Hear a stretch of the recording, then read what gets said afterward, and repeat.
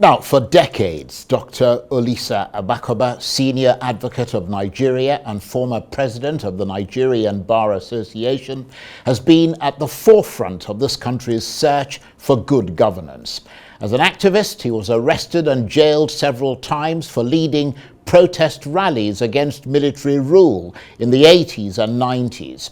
Since the return of civilian rule in 1999, he's been a vocal and consistent opponent of attempts by politicians to jam up democracy. More recently, he's criticized the Electoral Commission (INEC) for its flawed conduct of this year's elections. And now, with a new government in office under contested circumstances, he's called for everyone to temper their rhetoric and wait for the Supreme Court's decision on the matter. And he's also now turned his focus on the management of Nigeria's ailing economy. President Tinubu, he says, is like the pilot of an aeroplane who's just taken off and has run into severe turbulence. What will he do? What should he do? Is it safer for him to continue to climb, or is it less hazardous to turn back to the runway? And is there the additional risk of a complete engine failure? Well, to shed more light on all that, I'm joined now on the line from Lagos by the former president of the Nigerian Bar Association and leading senior advocate of Nigeria, Dr. Olisa Agbakoba. Dr. Agbakoba, thank you very much indeed for taking the time to speak to us this evening. You've accomplished so much in your career, and on top of that, you've become a public figure, and everything you do and say has an impact on Nigerian society. But there are moments, aren't there, when what you say is either out of tune or taken out of context, and you find yourself subjected to some serious backlash from the public. And we saw that recently with your comments about President Tinubu's CSU certificate saga. How do you deal with that kind of situation? The fact that you appear to have hit the wrong nerve and the rather vicious public reaction to it. Yeah, thank you very much, Charles. No, see, I've been in this for 40 years, so nothing worries me. I can't always get it right, you know. But I don't think I was even wrong here. All I did say was that I thought that the lawyers who were going to TV stations and making comments in the newspapers ought to wait for the Supreme Court to make a decision. That's all I said. And some said, well, you had criticized the Supreme Court before, and so what's the difference now? Are you not being contradictory? But I want to emphasize a big difference. When a case is pending in court, then the rule is that you cannot make comments on it until it's decided. It's an old rule of antiquity in English history. But once it's decided, then it's open and fair comment. So that's the point I'll make. And I don't think I need to, go over the issues again. I know that it's a very sensitive issue for political party people, so when they saw my comments, they felt I was saying, don't talk. But I think it's right for lawyers. And when I was NBA president in 2006, that rule was re-emphasized. We don't address the media on pending cases, period. So those who say I'm wrong, well, that's their opinion, but I think I'm right on that point. We don't want to beat that dead horse any further. I think a lot of people, particularly people with a legal background, would agree that it's best to now, having made all the points, let the Supreme Court make that decision. So let's change direction, because you've been very vocal. Okay. You've been very vocal recently about the government's economic policies, and more specifically, you've been talking about the fallout from the removal of the fuel subsidy and the government's plan to dispense some form of cash palliative. I mean, you would rather institutional palliatives in preference to cash. Tell us more about that and whether you're seeing a clear policy on this from President Tinubu. Right, thank you very much. So we go back to the beginning. President Tinubu issued a manifesto of what he'll do when he gets into government. And I know that I read it very clearly. I read that of Peter Obi and Alhaji Atiku Abubakar. And so, and I say this without prejudice to the fact that there's a case in court. And let me also make a distinction between the state and the person who occupies the office of president. They're two different persons. I'm always very loyal to the state, but not to the person occupying the office. But whoever occupies the office, in the case of President Tinubu, until the Supreme Court decides whatever way, the state has to continue. So my comments are in respect of the state. You remember Louis XIV saying the state is, I'm the state. But under an earlier big French envoy, the state, the concept of the state and the person was separated. So President Tinubu, even though he's Nigerian president, isn't the state. So I make comments as to how the state's economy can move forward. So when I look at all what's on ground, there were two big headwinds as Captain Tinubu took off on his aircraft into the climb mode. And he was hit by a lot of turbulent winds, a couple of headwinds. I still think, although commentators disagree on what's the correct position, but I disagree that President Tinubu was wrong to correct the economy by removing the subsidy thing. I think he was right. And I also think he was right to do the thing on the exchange process. Where I think President Tinubu climbed as a pilot in his aircraft, what I think he did was he shifted the power gear. You can shift it from 0 to 100%. But I see the shift only 30, 40, 50%. And I'm wondering why it isn't going down, fully. And if it went down fully, what will happen would be a set of priority policy statements relating to how institutional as against personal palliatives could issue. The reason I have a problem with personal palliatives is I'm not sure the effect that it had under the past president and what it will have now. So I make a couple of points. One would be, what's the present problem now in Nigeria? I think it's transport. Fuel is out of hand. And is there a way that we could reduce fuel costs from, say, 600, 700 to 300, 200? And I think there's a way. And I suggested that in an article that I did last week. Why is it not possible? Why must we sell domestic consumption, crude domestic consumption in dollars? Is there a reason for that? We consume, say, $400,000, $500,000 barrels of crude every day. Why couldn't the NNPC or whatever agency is responsible for selling that, sell it to the 27 odd local refineries in Naira? There are three critical costs to bear in mind in crude. One is the crude cost, the Naira cost of crude, which is called cost crude. Then the tax is put on, which is called tax crude, and then the profit, which is called profit crude. Why can't we sell to our local people in Naira? I don't understand why. And I was saying the other day, if this occurred, we would find that there was a possibility. I haven't given the matter very serious consideration, so these are just sweeping economic thoughts in my head.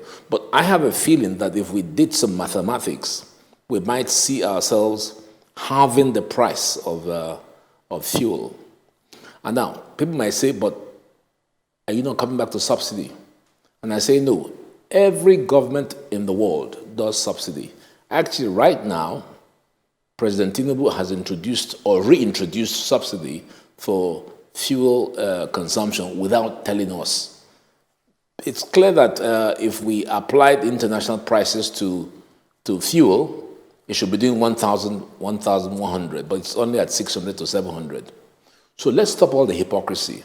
Let's encourage local production. Let's sell the refineries, the 4 refineries. Let's allow the indigenous owners of modular refineries to come on board. The other day they were on television saying that they can produce between 50 and 100,000.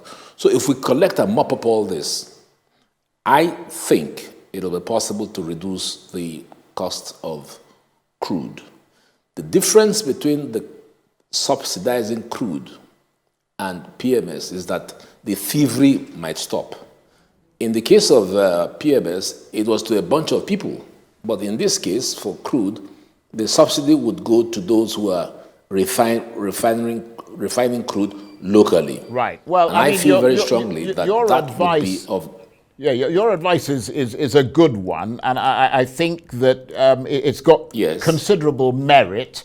But there is no saying, I mean, Tinubu's government has only been around for 5 months. I mean, there's no saying, although I understand what you mean, the moment you've got to strike whilst the iron is hot, and the iron is pretty hot right now. Therefore, people need to feel that sense of, you know, the government taking action. But I think the point that you made was that you were referring to institutional palliatives, this being one of them. But the other ones that you talked about was things like education, like, you know, deferring the payment of school fees and all the rest of them. And I wanted you to get into a little bit of that and explain it briefly. Right, sure. So I prefer institutional palliatives.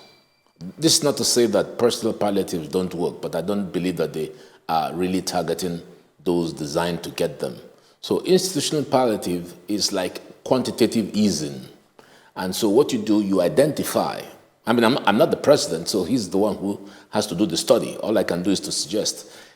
If he accepts the concept of institutional palliatives, then what are those things that we can, you know, bring into the basket? For instance, they've done one very well. Diesel.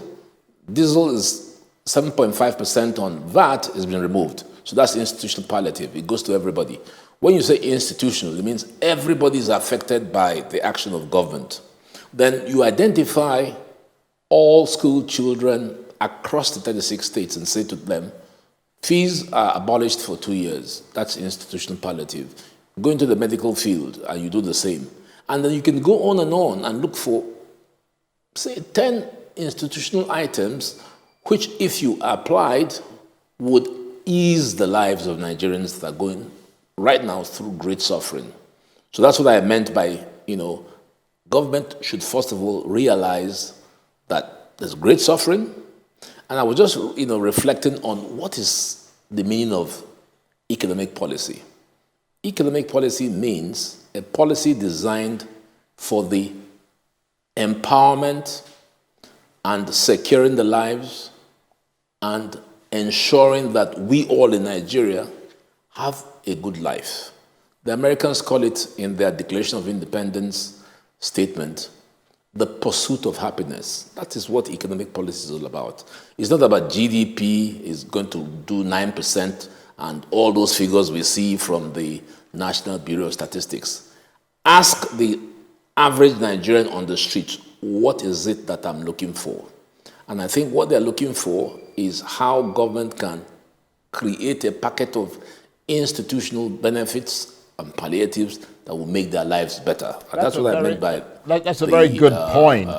I mean, I didn't realize that you have such good economic experience. I would have been having you on the show talking about economy all the time. But since we've got into the area of economic policy, let's talk about Nigeria's revenue profile, because all these things have to a lesser or greater extent be funded. I mean, this country seems to be technically insolvent, although some would argue that there's no clarity on that. Nevertheless, are you satisfied with the government's public sector borrowing and how it's planning to pay down Nigeria's debt?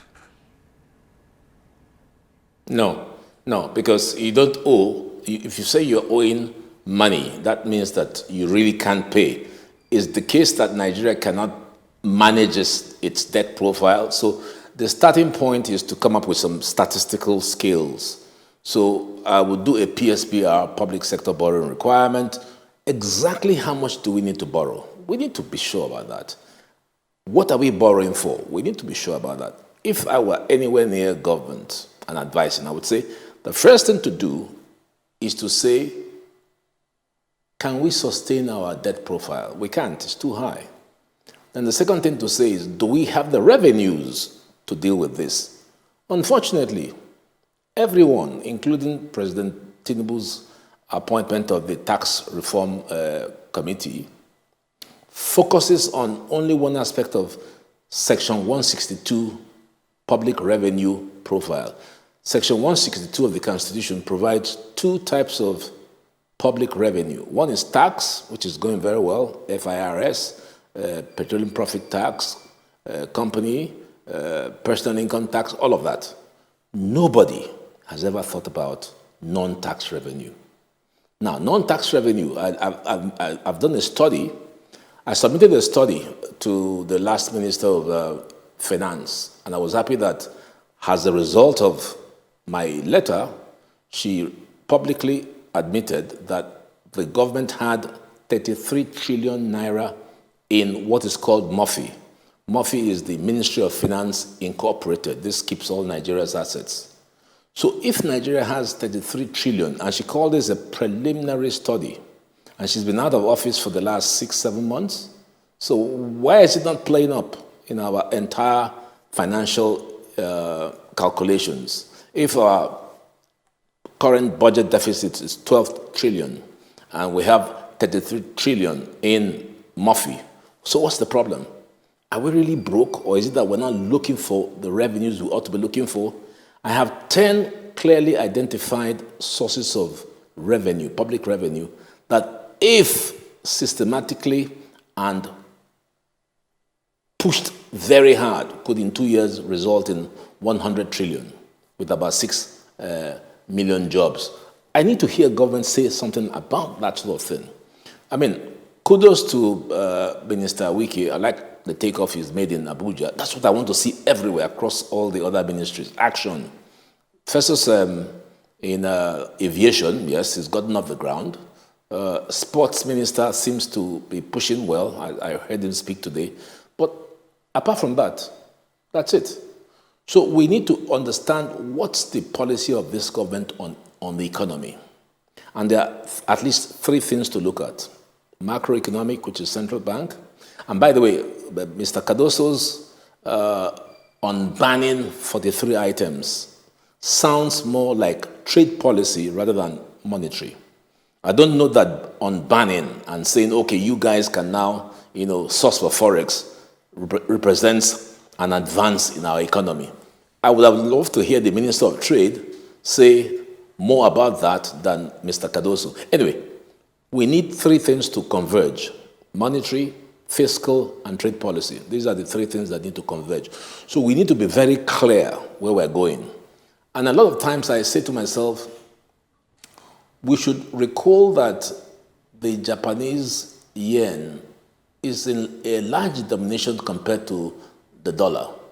What's this big deal about Naira being 1,000 to $1? Does it really matter? We're not producing.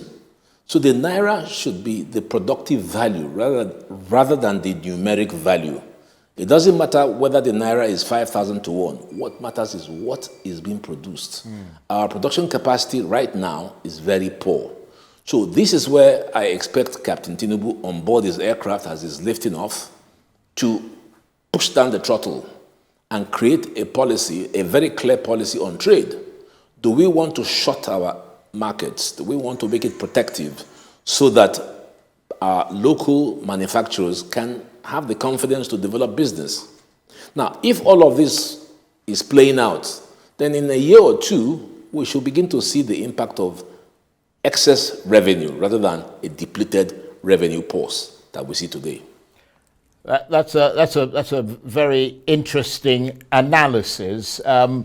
And you talked about you used the analogy of the plane taking off. I mean, for that plane to effectively take off and stay in the air, there's got to be a demonstrable fight against corruption, which you yourself have fought against over the years as a necessary adjunct to any proper takeoff of government. So in that regard, let's turn to the recent nomination of Mr. Ola Olukayode, a lawyer, as chairman of the Economic and Financial Crimes Commission, or EFCC. Many people have suggested that the appointment is illegal because the act establishing the EFCC clearly calls for a person with security and law enforcement experience to lead the agency. And they say that Mr. Olukayode is obviously a lawyer. Where do you stand on that? No, he's qualified. I read the act. I took time to even read it this morning. Yes, it's a bit ambiguous. So it does seem to suggest that it's people of with a police background that qualify to be chair. But there's the qualification in Section 2 of the Act.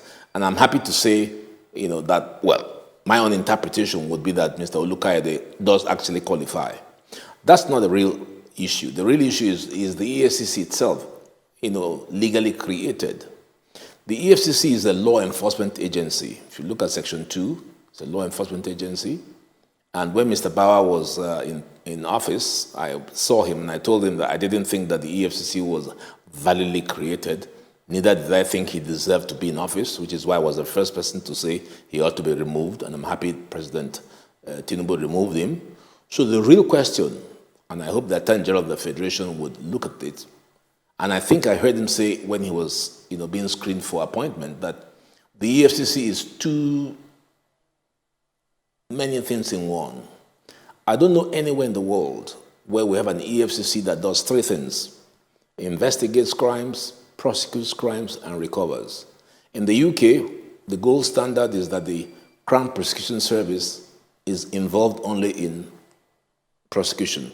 There are other agencies that do the investigation, like the Serious Fraud Office, the National Crime Agency, and they bring that to the Crown Prosecution Service. For the EFCC to really be effective, we need to unbundle it. Let the EFCC stay with investigation. I'd like to see something new, a National Prosecution Service with federal prosecutors around Nigeria and district attorneys around Nigeria. That will be a more effective way of handling our law enforcement process. The EFCC is not a legal institution because the Constitution says by Section 215 there shall be only one police force. And the EFCC is a police force because if you read the Act clearly, you will find that it defines the EFCC as a law enforcement agency with special focus on economic and financial crimes. Absolutely. But already the Serious Fraud Office, of the Nigerian Police Force is doing exactly what the EFCC is doing. And so the EFCC is all over the place. So that's a good point. Obviously, call. Yes. That's a good point, the issue of duplication, but certainly the point you make that it is recognized in its act as a law enforcement agency. That's a very important point as well. I mean, we've talked for quite a lot. You may not realize that time has sort of gone quite a bit, and we've got Daniel Buala coming up after you. I suspect he's going to have a lot of things to say about that nomination of Mr. Ola Olukayode. But let me ask you this as a final question. You've been at the heart of the Nigerian story for so long. I know you mentioned the removal of the subsidy as a good thing, but is there any other thing that you think the Tinubu government has done really well since it came to office after 8 years in which his APC party was already in power? I think the speech at the UN was good. I watched it and I was very delighted that it was one of the, in fact, CNN said President Tinubu speaking for the entire African continent. So it wasn't so much that it was a great Churchillian speech, but it was the rallying call, and I do hope we can build from that. It was the rallying call behind the way he presented the speech in a very short, time that, appealed to me. So the building block of that, because as far as I'm concerned, I don't know whether you agree or not, but as far as I'm concerned, it's time for Africa and third world nations to turn to the East. Enough of this nonsense from the West. They don't like us. Let's not pretend. So I'm all for India, Russia, China, Vietnam, Turkey, Nigeria, and other relevant countries forming a strong economic association.